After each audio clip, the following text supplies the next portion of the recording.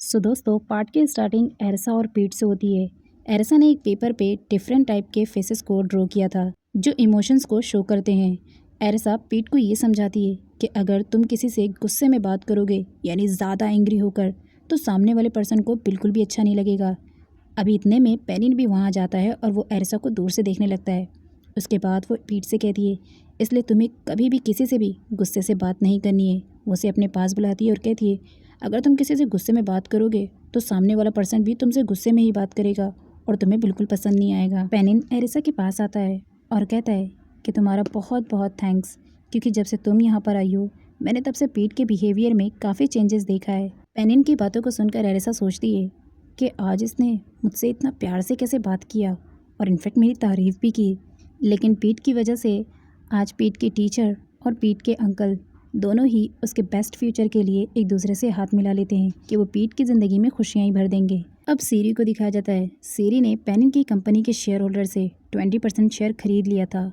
अब वो पेनिन की कंपनी में आज जो मीटिंग होती है उसमें पहुंचती है और इस मीटिंग में ये डिसाइड होने वाला था कि न्यू चेयरमैन कौन बनेगा। सीरी तो अपने मन में ये सोचकर खुश होती है कि उसने पेनिन के शेयर होल्डर से 20% शेयर ले लिया है तो उसे चेयरमैन बनने से कोई नहीं रोक सकता और आज तो वो चेयरमैन बनकर ही रहेगी।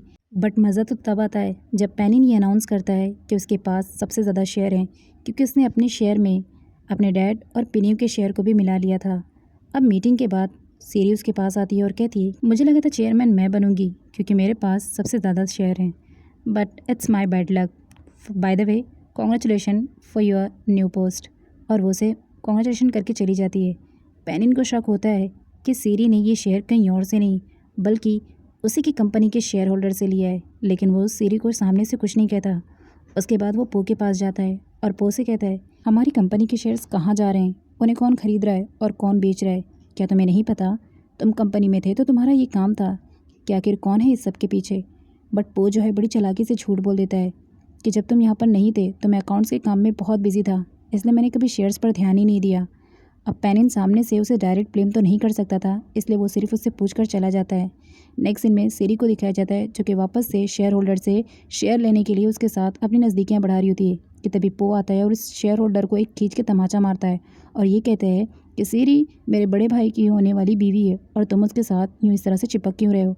सीरी उसे काम डाउन करती है और उसके बाद कहती है मैं आपसे बाद में बात करती हूँ। सीरी पो को साइड में ले जाती है और कहती है तुम बना बनाया काम बिगाड़ने में बहुत माहिर हो। मैं उससे अभी शेयर्स लेने की और बात ही कर रही थी, लेकिन तुमने सब काम ख़राब कर दिया।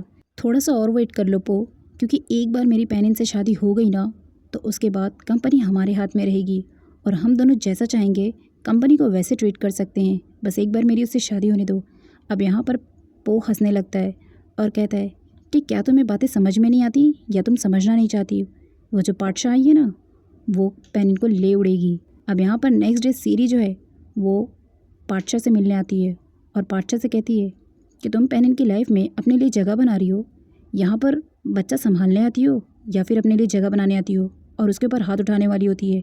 बट एरसा भी उसका हाथ पकड़ लेती है और उसे धक्का देने लगती है। अभी दोनों के बीच में पेनिन को लेकर कैट फाइट होने लगती है। इतने में पेनिन आ जाता है और दोनों को ही काम डाउन करता है।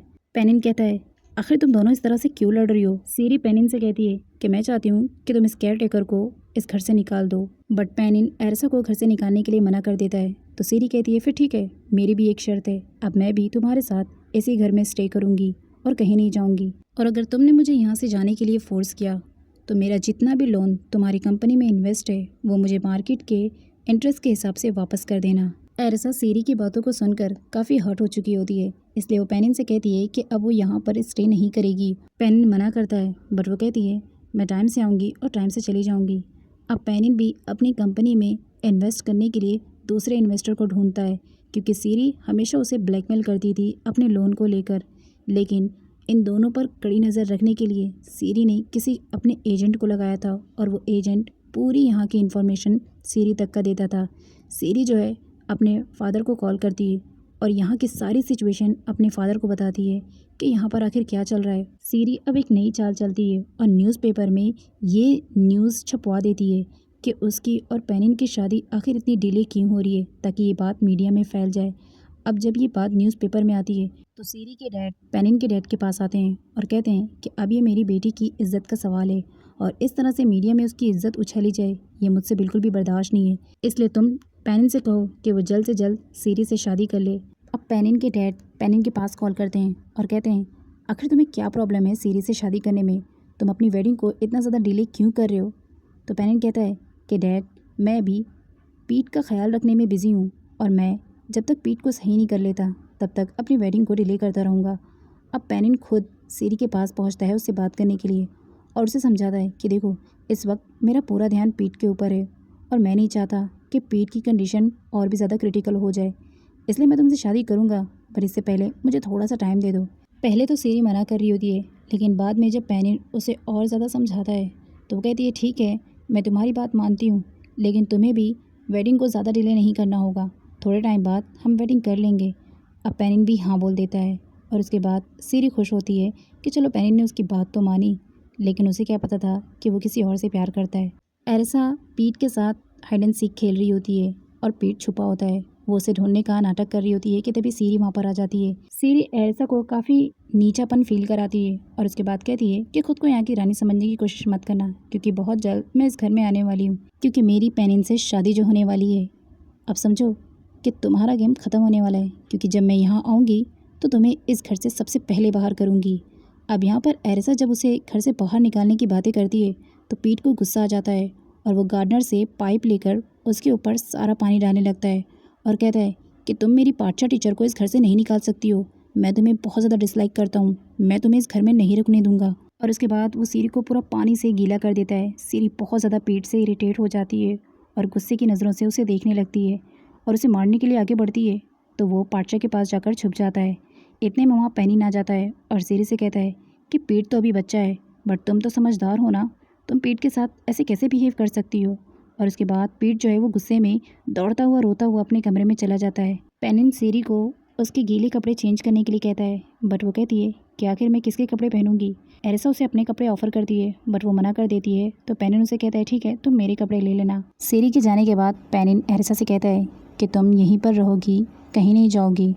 इनफैक्ट सीरी की तरफ से मैं तुम्हें सॉरी बोलता हूँ, तुम पीट का ख्याल रखो और सीरी की बातों को बिल्कुल भी दिल पर मत लगाया करो। अब उसके बाद वो दोनों मिलकर पीट के कमरे में जाते हैं। पीट पेनिन से कहता है कि अंकल, सीरी को इस घर में बिल्कुल भी मत लाइएगा, मैं उसे बिल्कुल पसंद नहीं करता हूँ, इसलिए प्लीज़ आप उसे इस घर में बिल्कुल भी नहीं लाइएगा।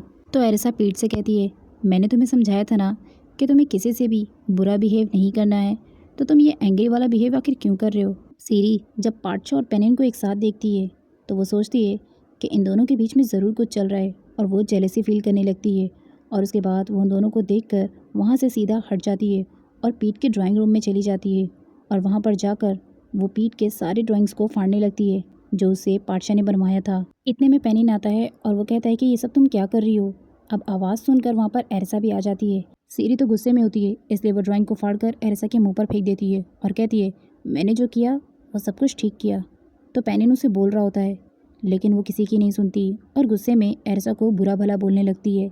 सो गाइज़, यहीं पर इस एपिसोड की एंडिंग हो जाती है। बाय द वे, अगर आपको मेरी वीडियोस पसंद आती हैं तो वीडियो को लाइक और चैनल को सब्सक्राइब ज़रूर कीजिए और नेक्स्ट पार्ट के लिए स्टे कनेक्टेड।